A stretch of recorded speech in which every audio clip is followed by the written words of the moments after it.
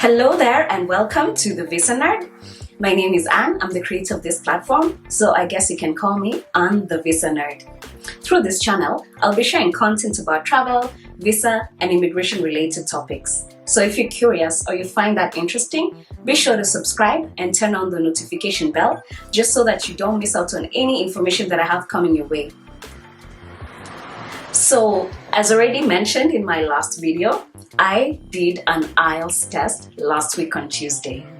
For anybody who may not know what an IELTS test is, I recommend you definitely watch that video. I've already covered why it's so important, and more so for the individuals who are looking to either work, study, or live either in the USA, Canada, UK, Ireland, Australia, New Zealand, or any other native English speaking country.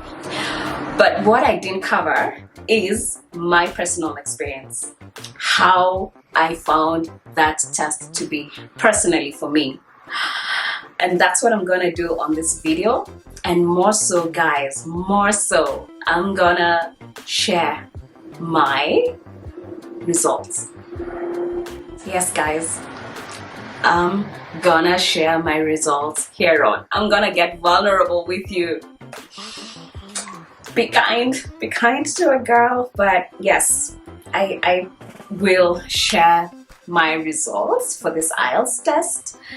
So all that's coming up. For now, let's see how it all first went down on the test day.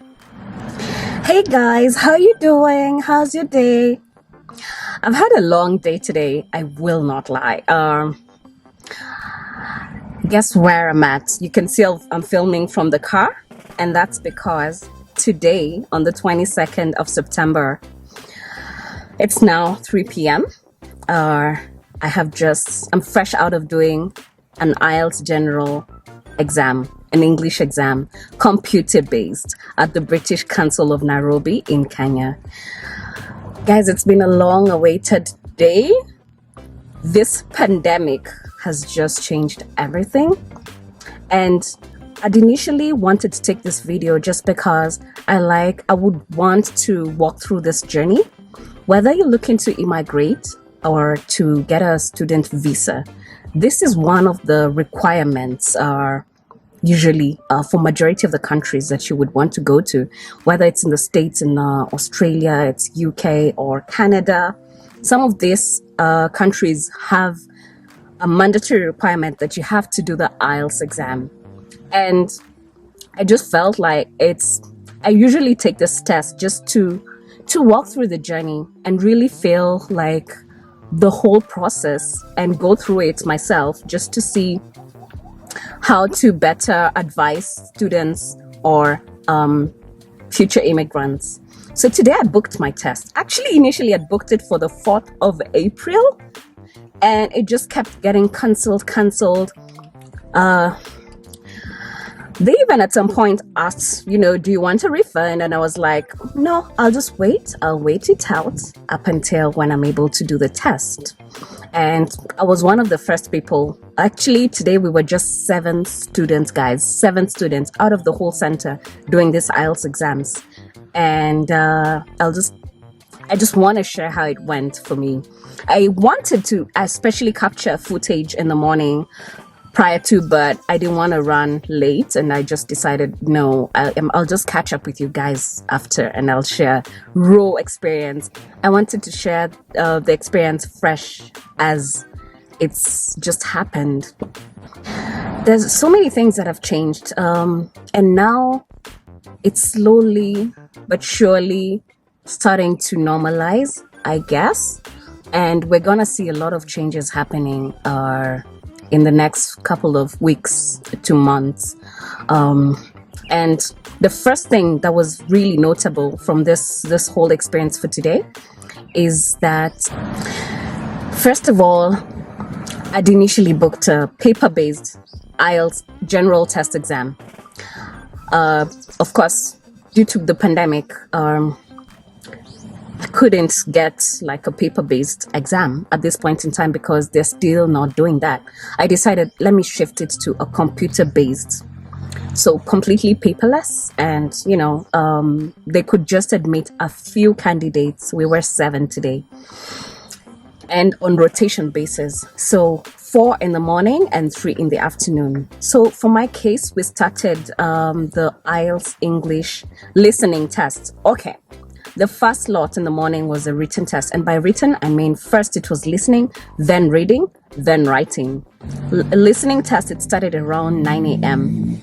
and you don't get any breaks, guys, so it's approximately 3 hours. I believe it's 2 hours 45 minutes thereabout, so no breaks. So you do the listening, you're given the headphones. By the written test I mean you do the listening, reading, and the writing test non-stop for 2 hours 45 minutes, I believe, and with no bathroom breaks. Though if you do take a bathroom break, it's perfectly okay, just that you don't get extra time, so it's your time that's cut off from the testing session.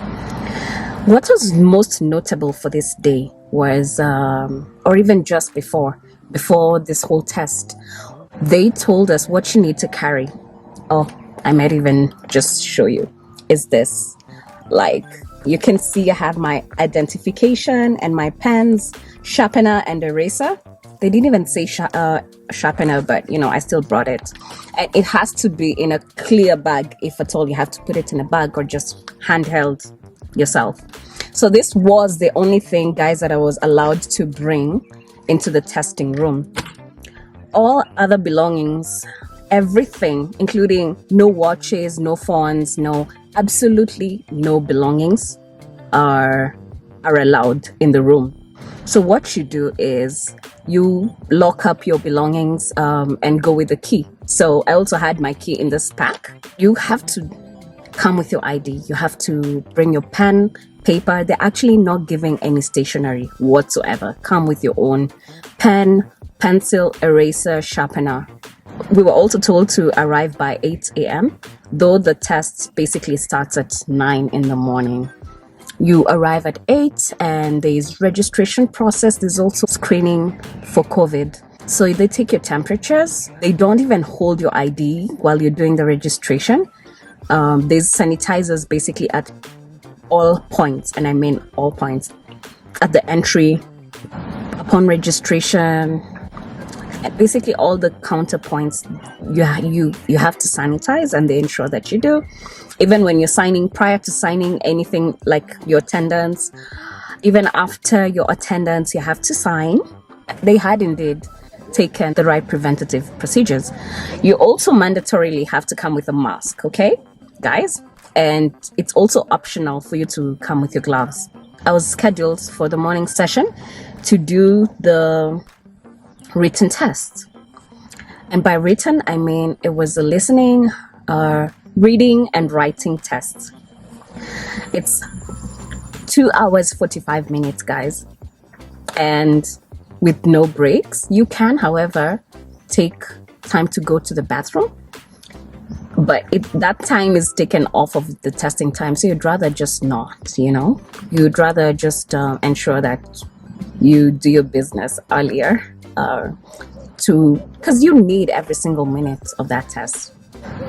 Guys, the test for me, why do I set myself up for, I could have, there's so much more I could have done. I should have been a smart test taker.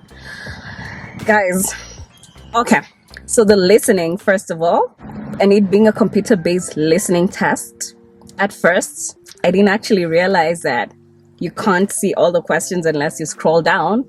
I thought it's like, page, next page, next page. Well, it's not just you need to shift to other pages. It's also you need to scroll down, because I almost missed a few questions, and that costed me. I'm sure it costed me for sure. But yeah, so the listening test, but they give you headphones, and it's pretty audible, so that was no problem. Then came the reading test. It's more of a speed test. I think there were 40 questions, if I'm not wrong. Both for listening were 40 questions, and reading 40 questions. Although I'm not sure, don't come at me if they're not exactly 40, but if from my recollection, I think they are 40. So the last session is usually the last part rather is usually the tougher one, and you need more time for that. Okay, and then the writing, guys, the writing tests. I don't know how I'm gonna do this, but I never finished writing it, the entire thing. I miscalculated the times and I spent more time on one essay as opposed to both essays. I could have been smarter, guys, so learn from me. This results, I don't know how it's gonna be, but oh well, I still did it. It's done, and it's a learning process. And learn from this, guys. After the reading tests, we had now completed the 3 sessions of the written test, both the listening, the reading, and the writing test. So we took a break. Guys, we had to wait for the speaking test. The whole session is recorded. They asked me about my home, like where I grew up, my current situation where I'm living at. Is it an apartment? Is it a home? Do you like it? You talk about yourself, mostly things about yourself and some of the experiences. I remember I was also asked about hobbies. At this point in time, I can't really recall if it was part 1, part 2, or part 3, but I know they asked me about my home, my hobbies. But the second session, which is usually the more intense one, it's not a question and answer session and like the first session. It's actually, you're given like a scenario, it's written, and you're supposed to talk for 2 minutes about that situation. So I was asked, what was my part 2? Guys, amnesia. Am I this disoriented just because I have had an exam? The part 2, I was asked, what was I asked, guys?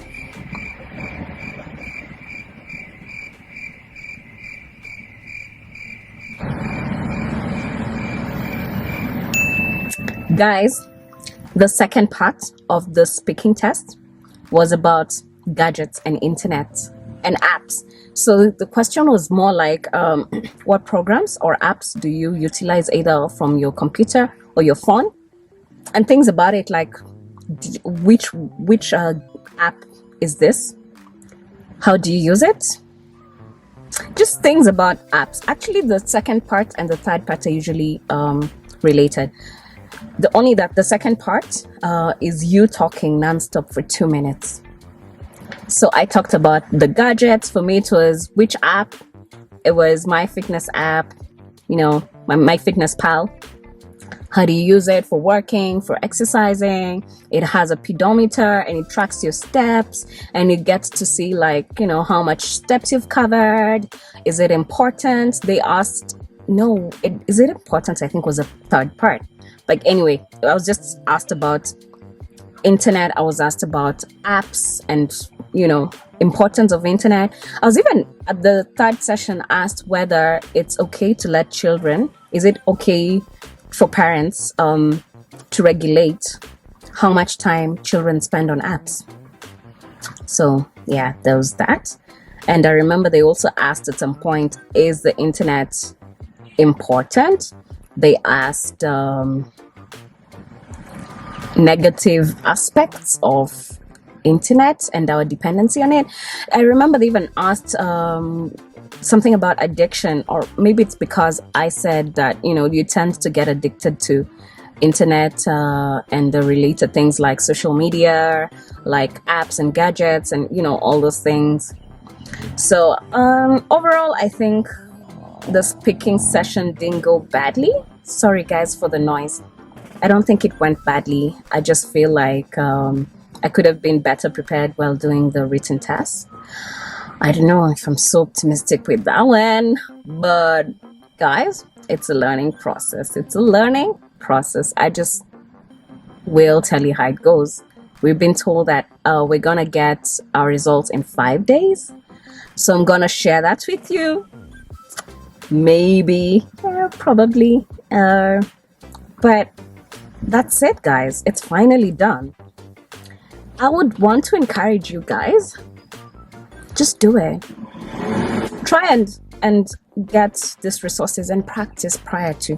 YouTube has a lot of materials that you can take advantage of.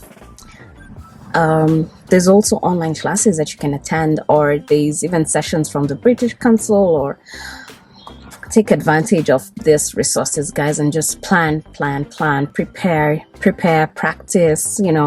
It's a speed test as well. Just manage your time. But I'll keep you guys posted. Hopefully the next time you're gonna watch the results. Thank you, guys.